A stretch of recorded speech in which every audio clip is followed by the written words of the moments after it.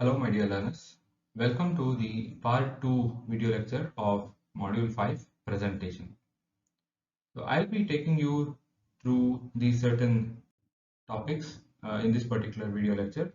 So as in the previous video lecture, we have discussed about the presentation, its types, and how to plan the presentation. In this particular video lecture, we will be talking about how to organize your presentation, what should be the basic outline of your presentation, preparing and last minute tasks that you can do so that your presentation goes very well. So let us see how are these contents placed. The first and foremost is the organization of your presentation. So basically, if you have to deliver your presentation to a very expected manner, your organization should be good.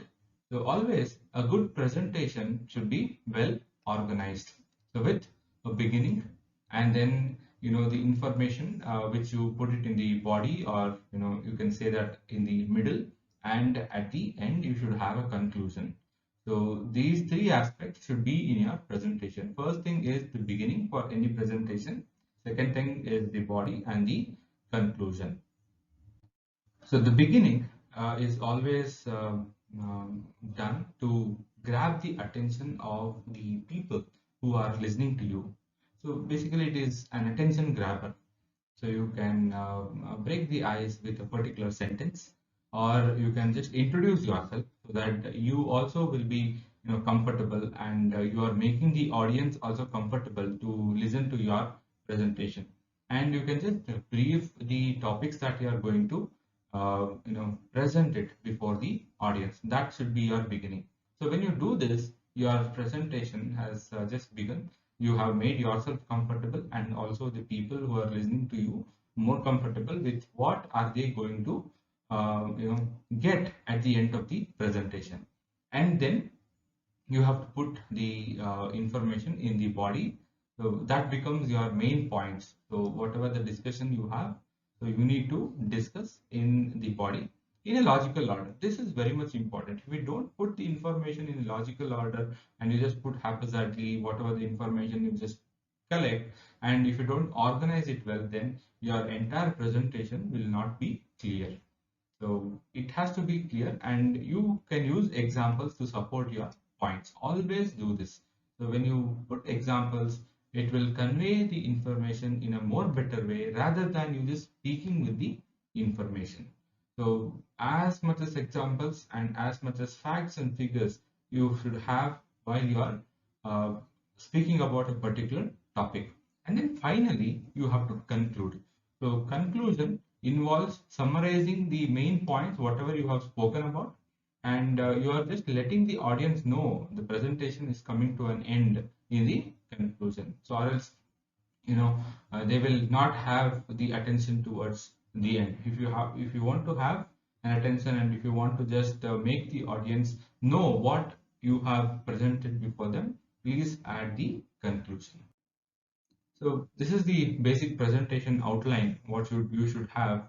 So as I spoke about the organization, first thing is the introduction. It might be introduction to yourself, introduction to the topic that you are speaking about, and then comes the body of the speech, and then the conclusion. So basically, when you look at the retention time or the attention span of an individual, it is only 15 to 20 minutes. So if you are planning a presentation which goes as long as 1 hour, then you have to break your, the topics into 15 minutes subtopics. So the entire 1 hour lecture can be divided into 15 minutes, 4 parts. So where you can just have the particular subtopic spoken in that 15 minutes, and then you have to you have to make a transition into the other topic. So which involves, introduction of that particular topic, concluding the topic, and then transition. So wherever necessary, you have to vary the pace. So when you vary the pace, the audience or the people who are listening to you will understand what are the important points, what are the points that are not so important. So all those things are dealt easily by varying the pace. So you can just uh, tell a particular sentence very loudly so that you grab the attention of the people who are listening to you. And there are few things which need not have much of the intensity. You can just say it as it is. So this varying the pace is also one of the good form of a speaker presenting his ideas or information. That is the basic presentation outline that you should have. And then comes most important thing is preparing the presentations. So preparing presentation involves a lot of effort that you put into, so which actually makes the presentation very good. Generally, most of them will not be very keen on presenting the ideas in front of very large gathering, so they might be little hesitant to present it. So you might be nervous in some cases, which is natural. So everyone will not grab or will not have this particular expertise of presenting certain topics in front of large people. Okay, some person who is not so you know um, if he is not so good at speaking, definitely he'll be a little hesitant. It might be because of the barriers that he might have. Okay, so for this, you need to rehearse in front of a particular crowd. So you maybe you call a group of friends, maybe 4 or 5, and then you just start presenting in front of them. So the topic, whatever you have to deliver. So if it is a very important presentation, then you have to do these activities so that you prepare well for the presentation. So rehearsing in front of crowd, it will boost your confidence. So one thing is you need to be very much confident while you are presenting. So if you're not confident enough, then the presentation will not be much impactful. Okay, when you are rehearsing in front of a crowd, you also can see their reactions. So, what is the reaction that they are having towards your presentation, which actually, calms down your nerves, and it makes you more comfortable to deliver the presentation, whatever is necessary. So once you rehearse in front of a crowd, or if you're not much comfortable in rehearsing in front of your friends or family members, you can just stand in front of the mirror and start delivering the topic that you want to present. It also will give you more information on how you are presenting, your body language, your gestures. All these things are very much important. And then once you do this, you have to take the notes. So stop immediately whenever you notice a mistake that you are doing quite often, or if you are uncomfortable at a particular moment, stop there and then you just write down, okay, at this particular moment I did not do well in presenting things, and then you write down. And also, while presenting, while you're preparing, you also will note down the time which is involved for a particular topic. So you can adjust yourself on what are the important topics to emphasize on, what are the important topics which have to be given more time for delivering the exact information, which information can be just skimmed away. All these things can be sort of when you are rehearsing. And then comes the experiment. So experiment, uh, you can do this by varying your pace and then including some stories in your presentation, so that the presentation becomes more informative and also more lively to your audience, so that the attention span also increases. As I told you that the attention span of an individual, so it's just 15 to 20 minutes. When you include the activities or a funny story, it takes or it increases the attention span of your audience. So this is very much important. So after doing some experiments in or planning for the experiments like activities or asking questions, all those things, then timing yourself. So this is also very much important. As I told you, the organizer might have given you an hour of time which has been allocated for your presentation. If you don't time yourself, you will not know when to stop. So you might have gathered so many material that it might be interesting and you might just go on, presenting, and suddenly you see your watch, it might have crossed 1 hour. So it is not good for your audience, it is not good for the organizers or wherever you are presenting. So if it's a class, if a teacher is going on explaining and then it exceeds 1 hour, then if the other faculty has to come in, it will not be a good gesture. So always, practice to uh, time yourself to a particular time which has been allotted. Keep it short, keep it simple, and be to the point. So always, present to the point. Do not go uh, beyond the point whatever has been given to you. And then finally, if possible, record yourself. So by hearing and seeing yourself, you can judge the inflection, the speed, and enunciation of your voice. So always, when you prepare the presentation like this, it will definitely be a very good presentation that you might deliver it in front of your audience. So these are the ways that you can prepare for your presentations. So moving on further, so as I told you, preparation is very much important. All the good speakers, they used to practice 10 times before giving the presentation. So why did they practice at least 10 times before they gave the presentation? One is it sets you apart from your peers.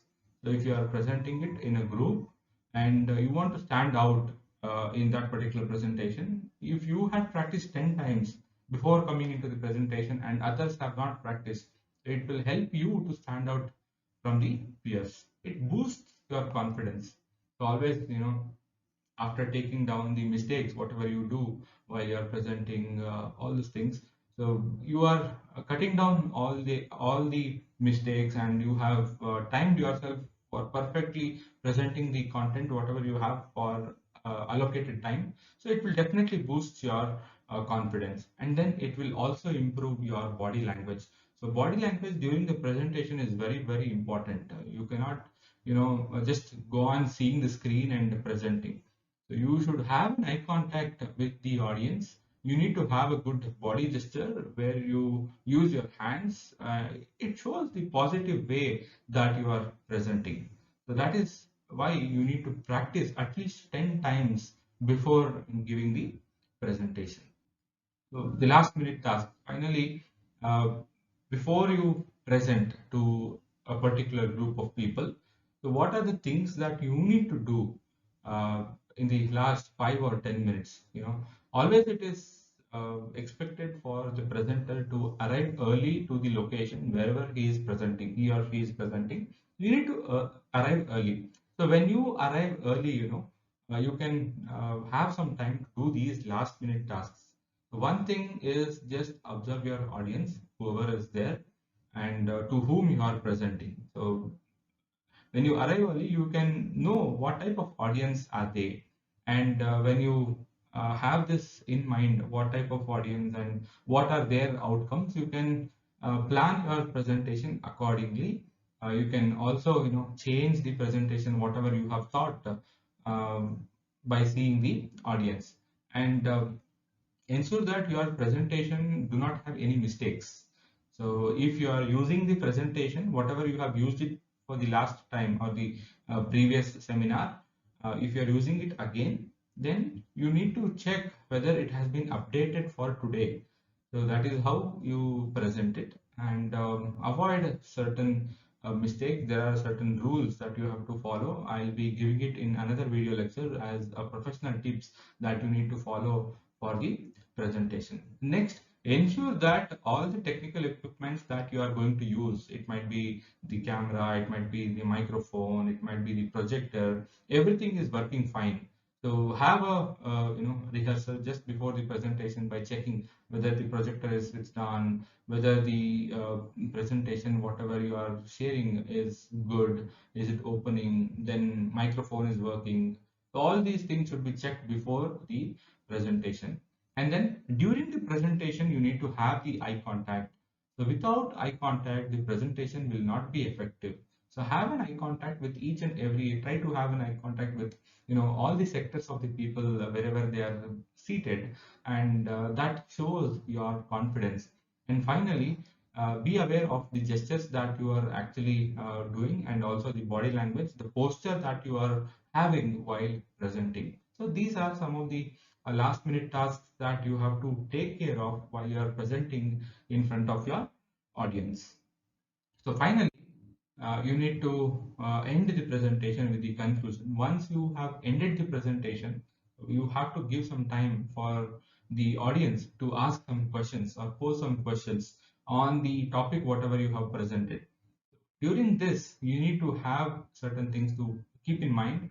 So while you're handling the questionnaire session, you need to make an eye contact with the questioner, whoever is asking the question. So have an eye contact with him, and when he is asking the question, always listen to him correctly.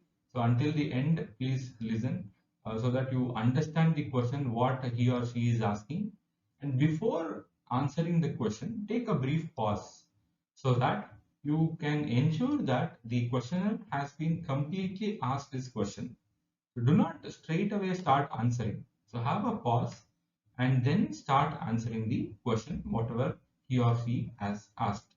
And then as soon as the questioner has asked you a question, acknowledge that questioner with saying them how valuable their question is. So when you do this, the others who are listening to you might feel that that question, whatever the person has asked, is very much important and it is apt to the topic, whatever you have presented. Always keep calm, keep your coolness, and then be honest if you don't know the answer. So always, um, any individual cannot be 100% perfect. Definitely, there will be some points what you might not have or you might not remember. So if you don't know, just be honest to say that you don't know that particular topic. You will get back to them after referring to certain lectures or certain literature, and then get back to them on the question whatever they have asked. So that shows your uh, preparation.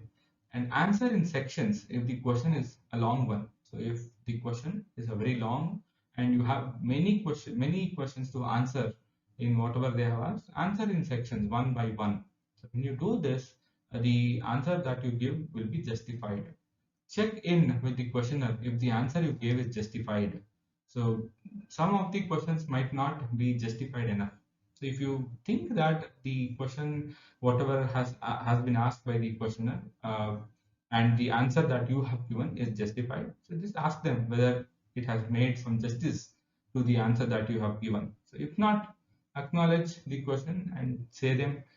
You will definitely give the right answer maybe in the next session. So that shows the importance of a presenter while handling the questions. That is about handling the questions during the presentation. It might be any platform where you are presenting. If you follow this, it will be very good. So finally, let us see different multiple choice questions, how you might get the questions. So maybe after this video lecture, I will be sharing a few multiple choice questions to you so that you can go through and understand what are the different types of questions you might get in your examination. So first thing, when giving a presentation in front of an audience, you should do all of the following except for dash. Whether it is speak loud and clear, provide handout if needed, dress professionally, have eye contact. So when you look at all these options, providing handout if needed is a good option so to the audience. So in prior, when you just give the handouts, so it will help you to gain the attention of these audience. And then you have to dress professionally. It is very important. And to have an eye contact with the audience is very important. So speaking loud and clear always or throughout the presentation is not required. So, you have to vary your voice. So wherever it is important to raise the voice, you have to raise. Wherever it is not important, you need not raise the voice. So always it is not expected for you to speak loud and clear. If the audience, if the size of the group is very small, you are just presenting it to 5 or 10, you need not be loud and clear because you will be presenting in a very short distance. So it will be heard until and unless the people who are listening to you are impaired. Um, then you can do this activity, but generally speaking loud and clear is not required. Next question is, the key to success of presentation is what? Whether it is only practice, whether it is preparation, whether it is effort, or both A and B. So always a presentation is successful only when you practice and prepare. So the option for the right option here is both A and B. So you need to practice, you need to prepare for the presentation. Until and unless you do both, you cannot present it very successfully. So both A and B is the right answer. Option B is the right answer. The next question is, dash of a presentation is the most important part. So the most important part of the presentation is whether it is beginning of the presentation, middle of the presentation, or end of the presentation, or is it option D, none of this. So as you know, the attention grabber for a presentation is always happening in the beginning. While you are introducing yourself, while you are introducing the content for the particular lecture. So that is why the answer is beginning of the presentation. Last question, whether reading out a presentation is all of you or most of the speakers avoid reading the presentation. That is why you have certain set of rules which is followed in a presentation. When you're preparing a presentation, there are certain rules which is followed, so which will be given to you in the next video lecture. So what are the rules or pro tips that you have to follow for a presentation? But always reading out a presentation is not allowed. You cannot just go and read the presentation.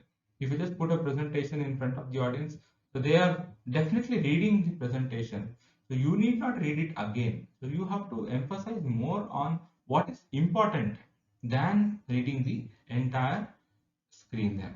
So these are some of the type of multiple choice questions you might get on this particular topics. I hope you have understood. So both the video lectures 1 and part 2. So please go through so that you understand clearly what exactly is a presentation and how to plan, organize and prepare for the presentation. So thank you all.